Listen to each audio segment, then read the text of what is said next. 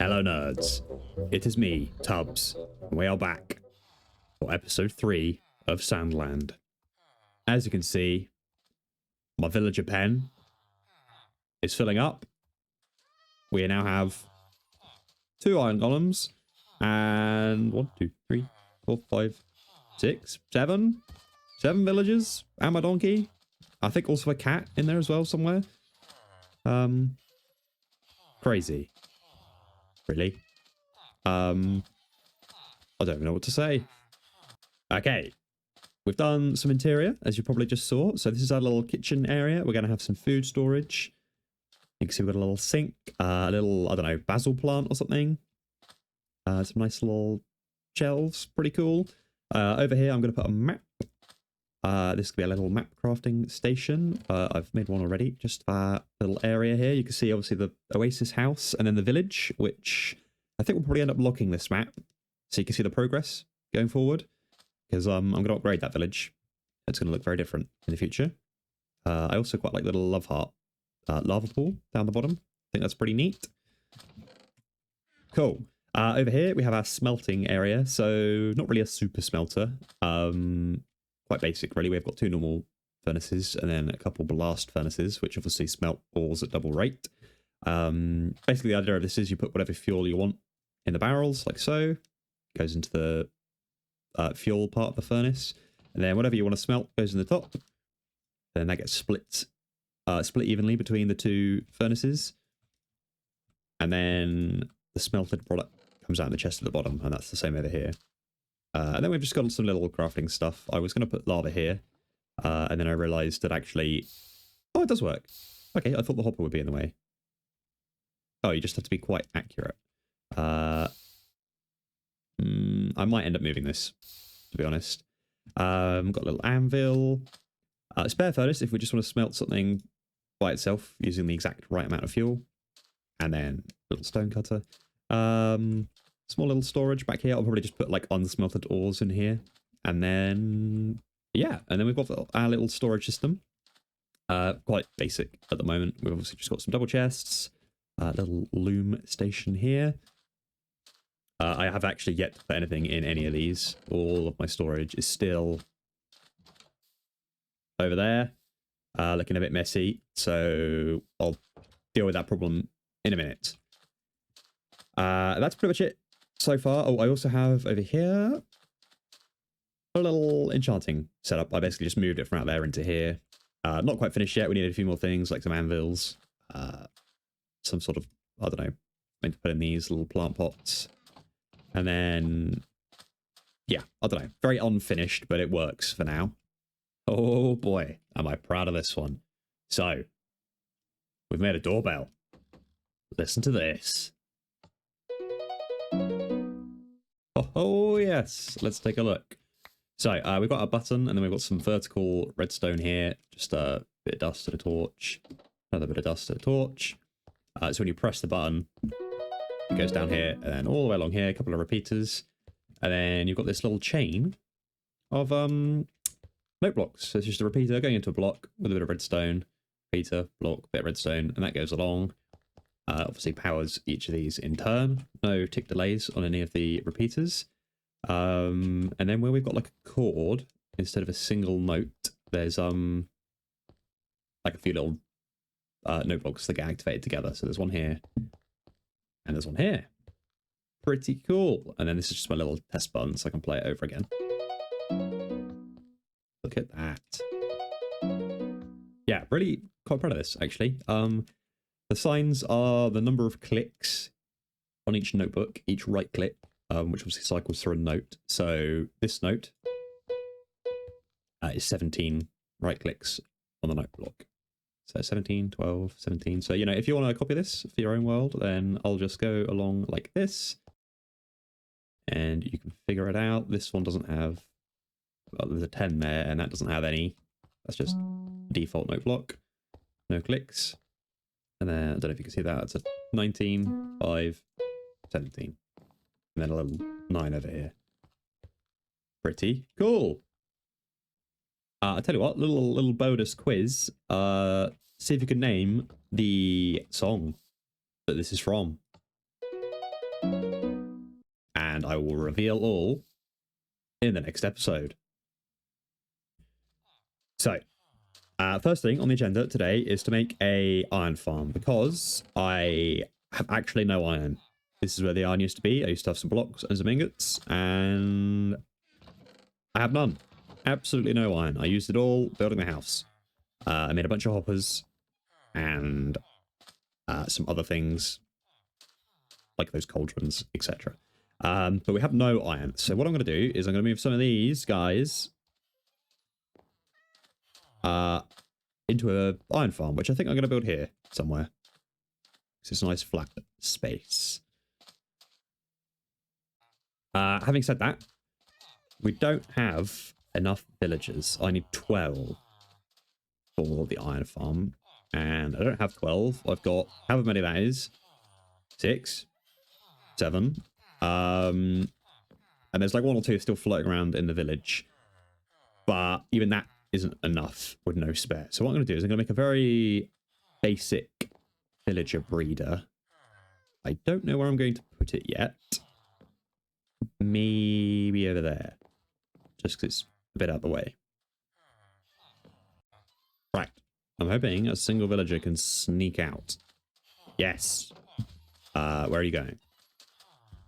No.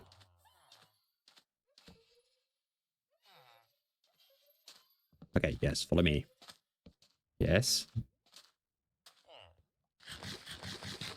Go on. Got in to get. Right, come on. Yes. We have a farmer. No, don't plant that. And then one of you is going to sneak out.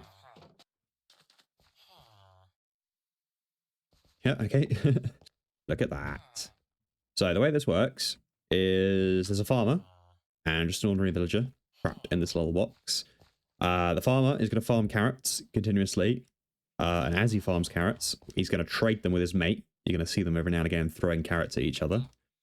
When they meet enough carrots, I forget what the number is, but then they're going to have a child, or sorry, they're going to attempt to have a child. And as long as they have line of sight to these beds, they're going to think, okay, there's 2 of us plus a child equals 3. Then they're going to have, you know, villager, whatever, pop out a little baby. And then the first thing he wants to do is jump up and down on these beds. So he's going to run across here, thinking this trapdoor is an actual floor, and then fall down into this little villager hole. That is how we breed villagers. Once he's fallen down there, they can then immediately start farming and trying again, basically. And they'll just keep going. And then this little column here will eventually fill up with a bunch of villagers. Very simple, nothing too fancy. Gives you villagers quite a good rate as well. You don't get like too many all at once, and it's not painfully slow either, as long as he just keeps farming at a casual rate. You can also speed it up by either bone mealing a bunch of these carrots, or just throwing some extra carrots in every now and again. So we're just going to leave them to it now. They can do their thing, and hopefully we'll have some little baby villagers soon. Here you can see me collecting some villagers for this iron farm. My strategy was to wait until night and then place some beds over a little hole, wait for the villagers to get into the beds, and then break them so they fall into the hole, whilst avoiding mobs. Okay, so we've built an iron farm, as you can see, working quite nicely. If I just go into free cam, like so. You can see this working. So we've got a little section here with some villagers being perpetually scared by a zombie. 4 times. Like so. And a little area just under the ground here where iron golems spawn, get pushed down through these fence gates, and die in lava. It's just a quick clip. You can see the iron farm working. Golems spawn in groups of 4, fall down, and die in the lava. So yeah, that's my iron farm working quite nicely. We'll take some of this to go. I'll link the video in the description so you guys can build this yourselves. The only slight modification I made is to build it underground. Okay, so off camera, I started moving some stuff into chests. So we've got a very basic storage system here, nothing too fancy. Room to expand as well in the future. I also had a little move around of stuff here, so I've got like a precious chest here. Some little collection of smithing templates and a smithing table. This guy's going to get some nice gold armor eventually. And then over here, I've just got some like horse armor and some tools. And then this is now going to be my map area here. So I'd like to track the progress through maps, a little record area. And obviously my enchanting setup here. So my focus for this episode is going to be a villager trading hall. So this is my little villager breeding system we've got set up. I've only got a couple guys here. 3 actually. And a whole bunch of sandstone. So what I'm going to do is clear out an area here. And I'm going to make a big pyramid, which is going to be my villager trading hall. I don't really have a design in mind. So what I'm going to do is just follow this path out from the village and make a fairly big pyramid. I marked out a large area for the base of the pyramid. I went for 41 blocks square and just built up with sandstone blocks. Now I wanted a fairly wide entrance for the pyramid to give it a bit of detail. Else it's literally just a big triangular pyramid shape, a bit boring to look at. So try work on this sort of like entryway with a couple pillars, as you can see here. And here you can see I've spent a bit of time trying to work out how to make the roof look not weird. Just add a couple little finishing touches here, just to widen the base of this little entryway and add a little bit more detail. Finally, I just wanted some pillars, one in each corner of the base of the pyramid. Again, just to break it up, so you're not just looking at a triangle. Okay, so the general pyramid structure is now complete. Let me show you. In fact, I'll jump into free count to show you.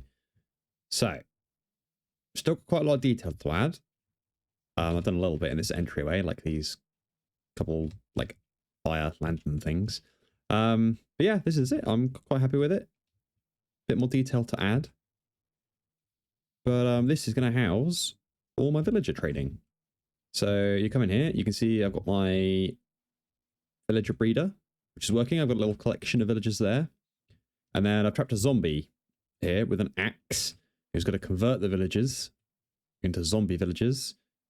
And I will then convert them back into normal villagers to get discounted trades. Then I've set up little sections here to put each villager in for each different kind of trade. However, before we can do that, we need to get some brewing set up. So our next trip is going to be to the Nether.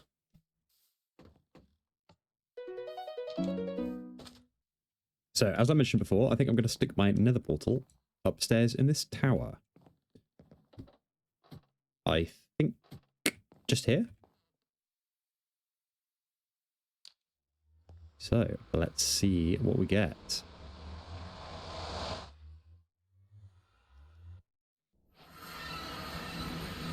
Okay.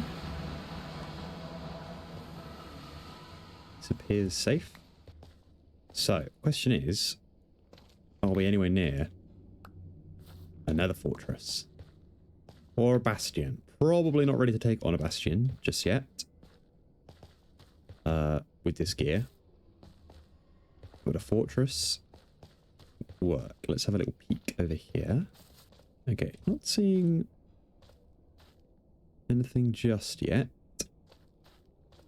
Whoa! Oh, sorry, I thought I was falling. Let's just have a little look down here. See if we can find any fortress-looking stuff. Nope, just lots of things that want to hurt us. I'm kind of just heading in this direction where it opens up a bit. I'm trying to leave a trail of torches behind so I know where I'm going on my way back. And just pick up some bone blocks, because these are super useful for bone meal. This is kind of scary. Here a ghast. There he is, look. Oh. That is part of a fortress. I had to do like a double take then. I assume that was just a, you know, like a natural generation of a pillar that you see in Sand valleys. But it's a fortress. Hopefully there's more of it. Here's some things that might want to kill us. Like this dude. Oh, wow. First skeleton killed, and we've got a skull. That's handy. Okay, let me put some torches here, so we know that that is the way back down. Right, I'm going to try and mark out where I've been and where I haven't, so I don't get lost here. Let's deal with these, and hopefully get some rods.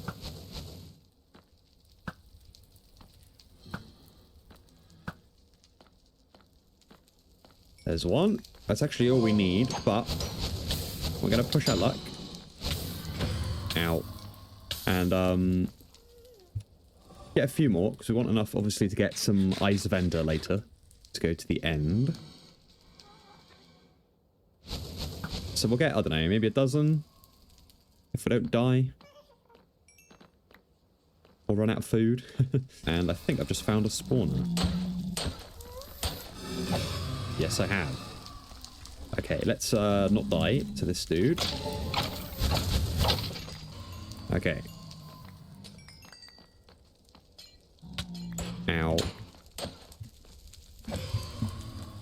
Oh boy. Okay, that's 5 blaze rods. That's more than enough for making some weakness potions. Spawning in my face. Okay, that's 6. So that'll give me 12, which is enough for the end portal. If, worst case, it needs 12 eyes. So we'll get another blaze rod at least, just so we've got a bit for brewing. Now, I'm actually going to run out of food here. I've just realised, so I should probably go back. But I'm going to pick up this while I'm here.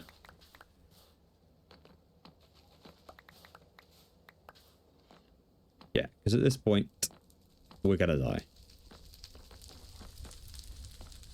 I thought, didn't I have like 29 bread or something? I thought that was sufficient. But obviously I've taken a lot of damage, which isn't ideal. So let's just get out of here. Ow, how did you do that? Nope. Leave me alone. Come on. There we go. Whew. We got away with it. Just. So we want some soul sand, just a bit of nether wart on, so we can harvest that when it grows. Then I think a chest for our potion ingredients to go in. Then we need some water for the potions, so we'll put a crafting table in the corner. And then we'll have our brewing stand with a little mushroom next to it, perhaps, like so. And then over here, we will have... Actually, you know what? I'm going to change that slightly. What am I? Okay, let's put another soul sand here. I quite like the idea of this. And then... Yeah, okay, we'll have that as it was. With a flower pot. Fungus in. brewing stand, and then we've got some room for our brewed potions just here. Like so. I quite like that, I think. And then we can also, if we need more storage, we can put like a couple barrels up here. Or a chest or whatever. More potions, but I'll leave that just for now. I might even put a shelf up there. Just with another brewing stand on for decoration. Yeah. I like that. Okay. So, here's how this works. Get yourself a minecart. Pop it over here. Press the button. Picks up a villager. Deposits him here. In front of this dude with an axe. We go hide out the way. So he aggroes against the villager, not us. And you can see there in 2 hits. He converts that villager to a zombie villager. And then what we will do is pop him next to that guy. Do that a couple more times. So if I stick him over here, I can do this. Get all 4 of them. And the conversion process has started. What I need to do now, though, is move them. Because obviously when they convert, they'll start attacking each other. There we go. So now we just need to wait for them to convert. Okay. And just like that, we have 4 converted villagers. So whilst I get some good trades off them, these guys will keep doing their thing and produce us some more. Ready for the next wave. Okay, so I've been busy converting villagers. As you can see, I've almost done this full row here. And basically what I've been doing is using the iron from my iron farm to trade with these dudes for emeralds.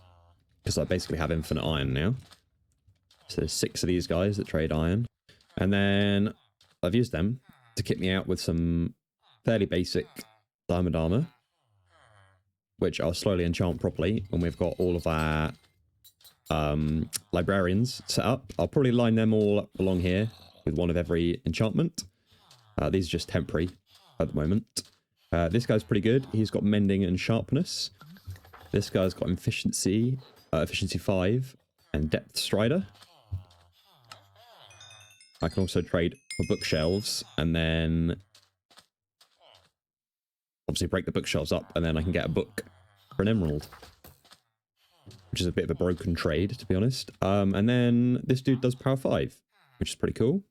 And glass, which I can use to make bottles, to trade with this guy for more emeralds, or for glass panes, and then I can trade with this guy for more emeralds. So, pretty cool. We've also got, yeah, a few more tools sorted. And, yeah, and this little villager breeder's doing quite well. Spitting out villagers at quite a good rate. Whilst I'm waiting for more villagers to breed, I'm going to work on doing some little details out the front here. I'm thinking like a little pottery area. So, I've added a few different blocks just to break up the like repetitive sandstone texture. I'm not decided if I'm going to do it on the actual pyramid bit itself, but I think it looks good. I tried to use cut sandstone on the edges to make it look kind of weathered. And then like a mixture of smooth and chiseled sandstone in like the middle bits. Done that around here as well and on the pillars. Yeah, and I've added some pots in here. You know, like archaeology themed a little bit, perhaps. Got like a little workbench here. Some hanging plants. Not really sure about the plants, but they add a little splash of green. Yeah, so quite happy with that. Not really sure what I'm going to do with the rest of it. But quite happy with how it looks at the moment. I will probably have to add a bit of texture to the rest of the pyramid. Now, the other challenge I have is lighting it. Because at the moment, at night time, an awful lot of mobs spawn on it. But I'm not really sure how I want to do this, because I quite like this style of wall and campfire, like I've done in here. Like this sort of thing. So I might put some of those up there to kind of light the exterior a little bit. In fact, let's try it and see what it looks like. I think maybe like here. Like that. Let's just try that on that same side all the way around. And then we'll see how it looks at night. Not entirely sure I like that. But we'll see. So I think I do like how that looks from afar. Less nice up close. But obviously the rest of the pyramid's still pretty dark. So I think I might stick another one of those on like the left-hand side there. So there's 2 on each pillar. I think 4, so 1 on each side would be too much. Be a bit overwhelming to look at. So I think I'm going to put 1 more on this side, on all 4 sides, because that'll then light up this a bit more as well. And then I guess I might try and like hide some glowstone in the rest of it. I don't really know how that'll look. I've also thought about putting torches or campfires on the top, but I don't know, that might look a little bit goofy. So this is the entrance of my pyramid. I've made a little like camel hire area, which you might have at the, I don't know, the actual pyramids. Here's your little helmet you can wear. So eventually I'll have a little villager back here, as if he was going to serve you. And then a couple camels, some water, and some hay bales. Pretty cute, I think. Well, pyramid is looking cool. I'm happy with this. I still need to work out how to light up the top. I might just have to put some torches up there. And worry about how it looks later. Okay, I have an idea. I think I want to do something like this. Like, yeah, here. So this is like the, I don't know, sleeping bag or something of an archaeologist. I can have a little crafting table and a little chest for his stuff. Do I like that there? A bit like that, with a little lantern. And then you can have item frame. I've not tried this yet. In fact, let's move this down a bit. Like that. And then what's the command? Trigger. If invisible. There you go. So I've got the armor stand mod that you can make item frames invisible. I've not actually used it much at all yet. But this could be the area of our little like archaeologist explorer. I do need another one. There's something else I want to try. In fact, let's do this. Nope.